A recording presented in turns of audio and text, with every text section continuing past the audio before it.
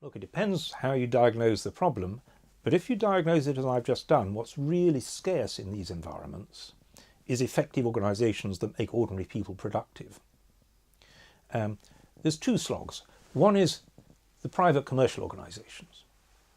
You look at a sector like retail distribution, and in Africa, it's pitiful. You've got young people standing on street corners trying to sell 10 packets of peanuts.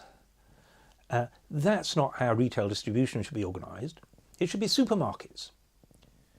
And so one big slog, which is not social enterprise, is the slog of replacing those corner sellers of peanut packets with the Walmarts, the Carrefours, the big commercial organisations that manage supermarkets. How long will that take? 10, 20 years?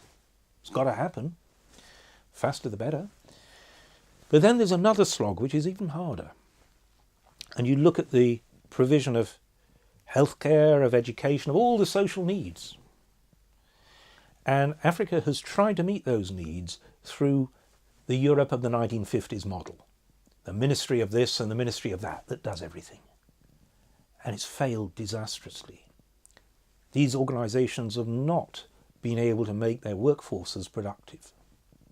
They've got scale, but they've lost motivation. And so that's where social enterprise is needed. Now that's a big job. And because it's a non-market process, we don't know whether it'll take 10 years or a century.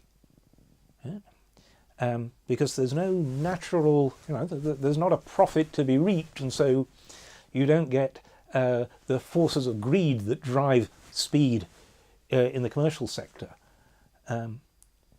You've got to have the forces of compassion allied to a good business sense, a good sense of how to run an effective organisation.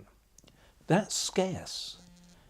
The organisations which train people in business sense, the business schools, produce the people who go for greed. And we don't have very much of a training ground in the effective social enterprise that then scales.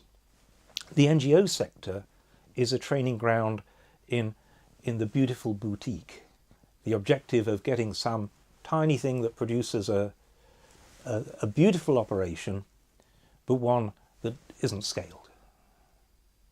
And so it may take a long time before we get the cadre of people who are able to set up and spread these social enterprises that deliver effective social services en masse.